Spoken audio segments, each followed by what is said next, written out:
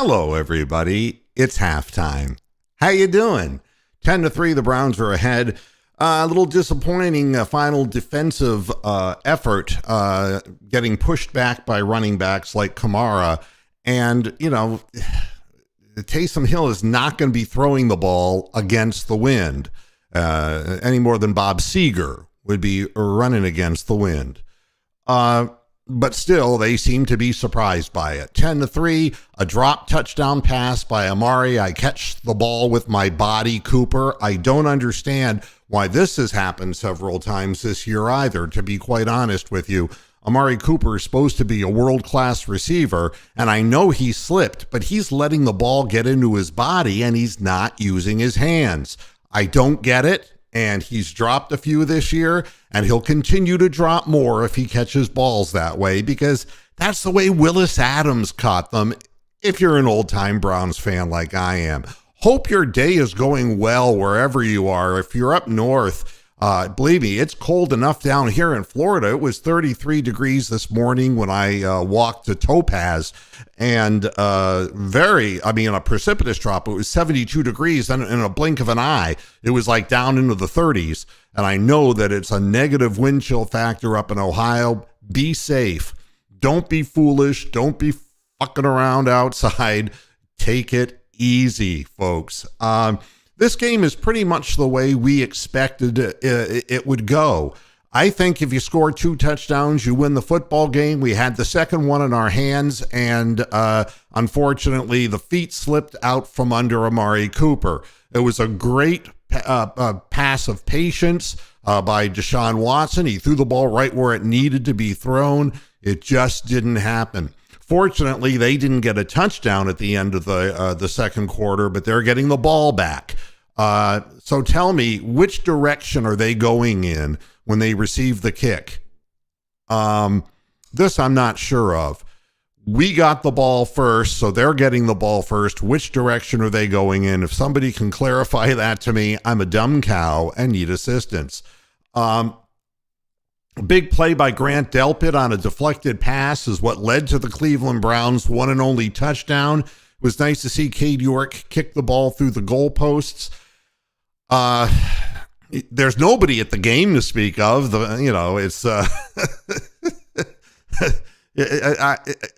I come from an era where, honestly, the love for the Browns was so great, there would have been a lot more people there, but the love's gone.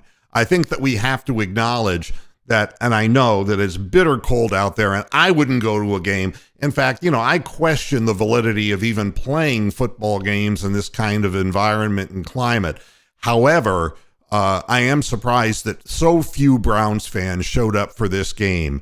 And I hope the Browns will be smart enough to take the wind in the fourth quarter going in the way that they were moving the ball. We were fortunate going against the wind to have gotten an interception.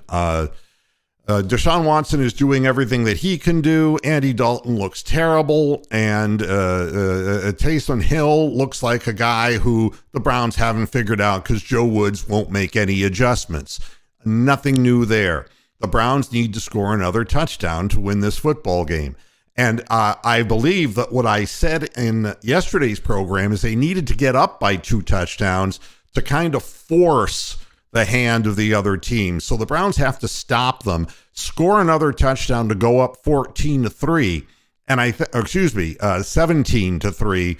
And I think at that point, running the football 4 yards at a time is going to run the clock out, and they're going to be forced to throw the football where obviously more bad things can happen. So yeah, Rick, maybe the IQ of the fans are actually higher than the wind chill. Hey, Hooper. Now there's an old fan right there. I don't mean to be old like a mastodon. I mean, guy who's been around. It's a meaningless game, not worth $50 parking. I ate my ticks. I don't blame you, babe.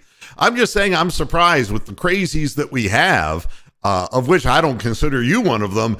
But I'm surprised that more people aren't there. Obviously,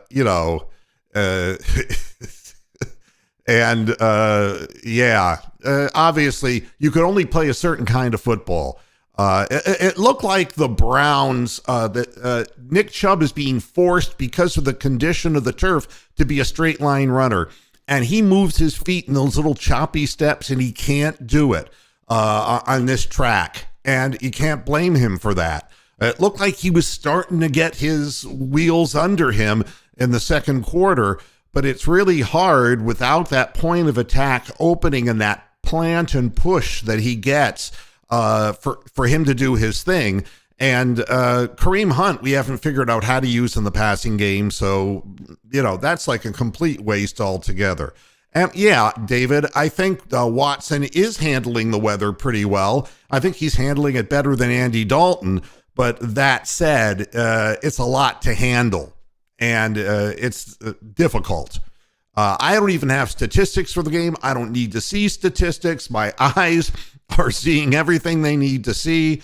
One big first down that we got, then a beautiful throw to Amari Cooper where he caught the ball to keep a drive alive. Nice use of legs by Watson to get the touchdown. And what I'm seeing from Hill at quarterback, right now, because they're within one score, they can continue using him as a battering ram and to have Kamara be able to pick his holes from the backfield. And that seems to be working for them. And we seem to be giving up too many yards after contact. That's another thing that I noticed in the game. Couple of penalties pushed us back when we had a chance to move. Can't afford that in this weather. Every first down you get is such a huge challenge. I think you really want little Timmy Bartholow to describe the weather conditions. It's a dong freezing -17 outside. I'm your weathercaster, little Timmy Bartholow, saying, don't pull your pants down or your testicles will stick to your legs. Good night, everybody. All right. It's cold. I mean, and my blood is Floridian blood now, and I grew up in Ohio, and I couldn't be out there. I don't care how many layers you have on. I'd be like the Stay Puft guy, or like the Michelin Man out there, Man, yeah, and you start looking for patterns like this. It's true. Not Joe Askew 6. Directionally running. Yeah, it looks like they have more downhill action when he's running to his right side. And, Hill's a big boy and he can run over some people. So, marble freezing weather. Yeah. Yeah, positively balmy compared to today, huh? What can you say except the field is frozen? There's still snow on the field where Cooper's feet went out on him. I don't know why there's snow still on the field. It's not snowing outside. I don't get it, but that hurt because that was a play in which Watson was patient in the pocket, something we never saw from Baker Mayfield. He'd step up like he was going to run, then step back in the pocket, step out, and then step back. And he found the open man, and that could have been a real nut crusher right there. But and that's Ohio. What we're talking about here. It's going to be in the 50s by the end of the week. We could pull a Patriots guy. We could bring a crew out on the field, and whichever direction we were going, we would clear off the field, and we could do what the Patriots do. Hey, M. Perry, how you doing? It's nice to see you. Merry Christmas to you, too. I'll tell you, all over the NFL on the Eastern Seaboard, you're going to be seeing scores like this. And the Patriots are as cold as ice. Yeah, I saw. And Joe Burrow is ripping them to shreds. So the divisional race will be over in very short order. It's nice to see that Bill Belichick came up with a big strategy for the cold weather, They made reference, I'm looking at to the half of the field with snow in the pregame radio show, and I don't understand that at all. I mean, you got to take care of the field. It just doesn't make any sense. It don't make sense. At any rate, what do the Browns have to do? At this point, I'm really surprised that we're not seeing more from our tight ends. And I'm not saying throw the ball more. You got to run the football. But I'm surprised that we're not doing anything in a possession passing game. Watson, when he's throwing, is actually throwing the ball downfield. And there are not a lot of checkdowns. And I'm so used to seeing in good weather nothing but checkdowns for the Cleveland Browns. So it's funny. It's strange, and I don't understand it. The play design on some of these things, there was a run call where I don't know what Jedrick Wills was doing. He didn't even block a man, and the guy just walked into the backfield and tackled the runner. I don't know what the play design is, and whether these people are actually running the same plays that are being called. It is really strange. At any rate, I'm going to get back and I'm going to watch the second half. I'm going to be right back here after the game on the postgame show, and let's hope that the Browns can just get that quick touchdown. If we can get them off the field and we can get into the end zone, I think we can win this football game. But I'm a little bit worried because we don't make adjustments, and they're going to come right back at us with their alignment of Taysom Hill and Kamara in the backfield. And if we don't have an answer for that, there's going to be hell to pay. And beware of Taysom Hill running to the line of scrimmage and then letting the ball go. And you can't get caught. The secondary can't get caught moving forward. That's that. I'll see you after the game.